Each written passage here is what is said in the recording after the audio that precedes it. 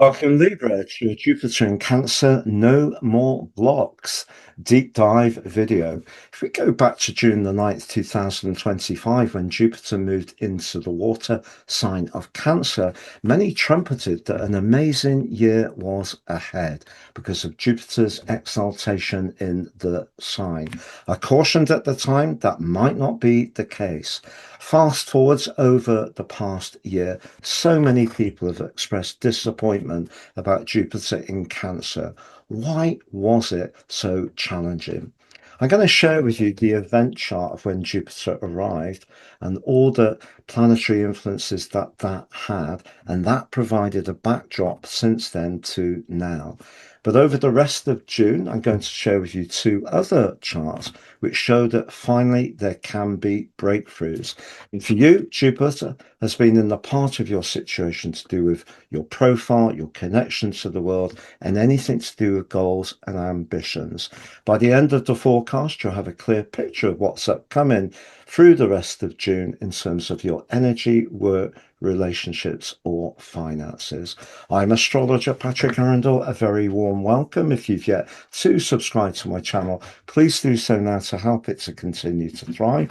But please also click or tap the bell notification symbol. For you, Jupiter moving into Cancer was really significant because it meant it was the most northerly planet at that moment on the chart, and that is always very influential. The problem, Libra, is that Jupiter rules two zodiac signs. Through its rulership of Sagittarius, which is very much about gusto, belief, confidence, and very much to do with widening our horizons, that energy is super positive and lucky. It is the planet of fortune. But Jupiter also rules the water sign of Pisces traditionally, which is much more to do with faith. And the sign of Cancer, being a water sign, is, of course, very much to do with being protective. It's about nurture. It's about our environment. It can be about where we live and our connection to our families, but also it can be those ambitions because for you in the 10th house. And because Mercury, the planet of communication, welcomed Jupiter, there is a chance that you've been talking to some very influential people over the last year and may have had some really promising conversations. But if things haven't quite worked out at the pace you wanted, the reason was Saturn. Because here in the sign of Aries, on the 25th of May last year, Saturn moved into its sign of Fall, so not its best position. The sign of Aries is about initiation, and Saturn is very much about outcomes and consequences. And struggles in Aries, Aries energy wants things to happen quickly. And because Saturn applied to Jupiter, Jupiter is about expansion, Saturn is about limitation. So naturally, Saturn's taking the edge off Jupiter's potential. But we also had Saturn in a square with Mercury. Now, that's a very challenging influence when we don't necessarily get good feedback. And that good feedback can actually really dampen our spirits to the point of actually losing a little bit of confidence and belief. So, a really quite harsh influence. But also, Neptune, the planet of dreams, in a conjunction with Saturn, suggests there may have been some confusion around certain relationships, the seventh house. And because Neptune in a square with Mercury can create distortion and misunderstandings, and to be honest, even darn right dishonest exchanges, and then Neptune in a square with Jupiter may have created our expectations being so high, it's almost impossible for them to be met with Saturn so close to Neptune. Then, if we think about your ruling planet Venus, the lesser benefits are still a planet of fortune in a great location for long term finances and in a very strong link with Jupiter and Mercury. And the chances are you have made progress. But it was squared by Pluto. And that part of you that wants to showcase your talent, creativity, and flair means that because Pluto's in a quincunx with these guys, the opportunities you have had might not quite have been in contact or reflective of that true charisma that you possess.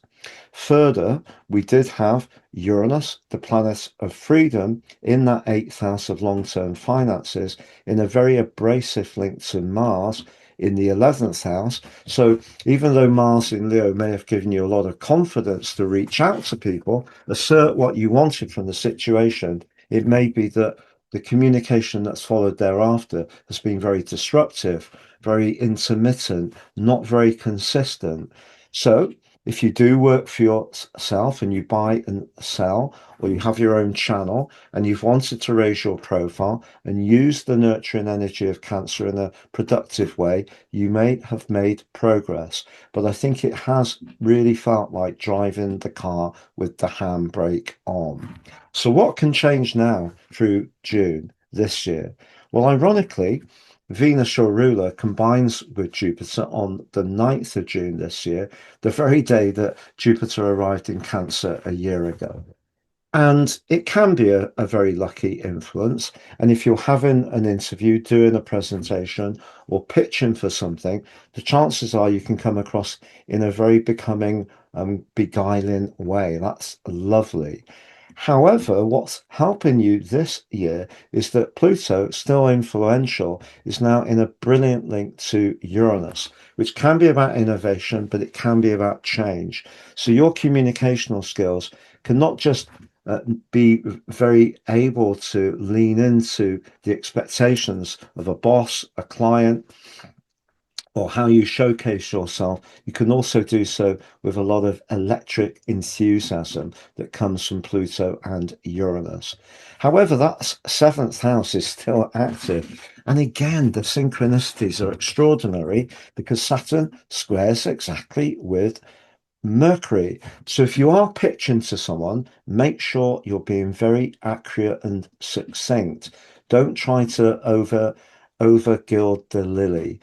Keep it real because Jupiter can be about exaggeration and Venus can be maybe together. There can be a sense that things will just turn out. We don't have to put so much effort in. We're really going to be lucky. Well, just really keep it real. That will protect you. And in fact, when it comes to those long-term finances, Mars's link with Mercury is excellent. It's giving you thrust. It helps you to be businesslike. But there is a conjunction between Neptune and the Moon on this very important day. So again, it's important to have really realistic expectations. So let's fast forward to the final event that I think is really important with Jupiter through this Cancer season, and it's on the 28th of June. On that very day, Mars will move into Gemini, which is a great news story for you personally. But on that anaretic degree, it links to Jupiter on its anaretic degree. And in fact, as they both move, Mars into Gemini and Jupiter into Leo on the 30th, they're continuing that sextile. So I can guarantee you're going to have a much more dynamic year ahead than the year you've just had, which may have seen some progress, but I don't believe at the pace you wanted. The other takeout of this event is that Mercury, the planet of communication, just like it was at the start of the story, is in a conjunction with Jupiter. But this time with Mars's thrust, energy, and enthusiasm, they're not being inhibited like they were by Saturn and Neptune at the start of the journey.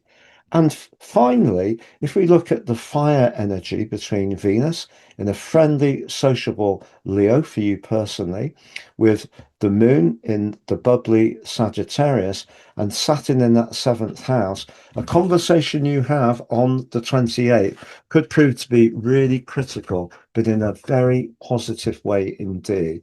It is important to still be realistic because of Neptune's square with the sun, but the sun also cresting high in the sky in a cardinal sign is really giving you that extra confidence and belief that whatever you want to share, whatever you want to promote, however you want to be perceived in that worldly situation that may have at times been so testing over the last year, you can now clinch that golden prize. I'm going to summarize those four areas of energy, work, relationships, and finances next, Libra. But just to say, I've slashed the price of my personal horoscope reports. It's now 3 for the price of 1. Why? Because of the cost of living increases. For years, my charts have been buy 2, get 30% off. I'm trying to help. So the one you pay for is your life roadmap report, which helps us to understand the patterns that play out our lives, get a more intimate understanding of those energies, and make better use of our inherent natal influences much more succinctly future forwards. 3, your 12 months transit forecast, but also your draconic soul karmic analysis, which helps us to look at life, ourselves, and astrology in a profoundly different and powerful way. Please see below for more. If you've yet to watch your June monthly forecast on the screen, yet to watch your Chiron into Taurus 50-year return video on the screen, if you'd like to work with me one-to-one, please check out my testimonials below. And if you've yet to sign up for your free daily written horoscope, find your device each morning for your early day celestial pit stop, you can do so below too. So to summarize, energy. I think any person that you've tried to link to enthusiastically over the last year, but particularly professionally, who's not really got the brilliance of your ideas, it may have at times been very demotivating. You may have found that that idea you had that you're so invested in, and if they've been cool, negative, or critical, I think that would have affected your vitality a lot. But also, the North Node has been nudging you over that entire period. So perhaps just be a little bit more mindful of your practical circumstances around the amount of rest or exercise or what you're eating and drinking. And that continues to be a trend through to the end of June. We also have Chiron, the so-called wounded healer, now in the deep 8th house. So that's asking you really to understand the more psychological side of your energy, and that is going to be the case for the next 3 months. As far as your professional situation is concerned, I think you may have made some real progress in certain ways. I just don't think that you've been cheered along and celebrated as much as you would really like.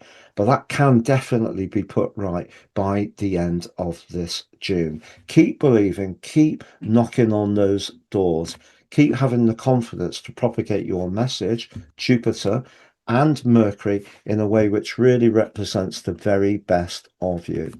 As far as finances are concerned, of course, at the very start of this journey, your ruler Venus was in that deep 8th house. So you may have made some progress there, but I think there may have been some politics because of the clash with Pluto. Or if you did get a deal, there was some kind of catch attached to it. As we come to the end of this whole process, with Mars in that 8th house, giving you so much extra drive and determination to push things over the finishing line, I think you could get some very good news by the end of the month. As far as relationships are concerned, well, having Saturn and Neptune in the 7th house says it all. If there are going to be people coming into your world, they have to fit your boundary. And that comes from a lot of experience that you've developed in recent years about what you don't like and what you don't want to put up with. But if you have been really busy at work and you're in a relationship and your partner has been supportive, I think your tie will be ever closer. If you're looking to meet someone and you've yet to do so, the chances are it could be in a very public or professional situation before the end of this month. If, however, you're in a relationship which you're not quite sure of at the moment, having Uranus now in your 9th house in a trine with Pluto in your sector of marriage and joy and more playful romance, what you're really looking for is dazzle. If you're not feeling that dazzle, you may decide to break free. It's been a real pleasure being with you, Libra. All the best, and look forward to seeing you again soon.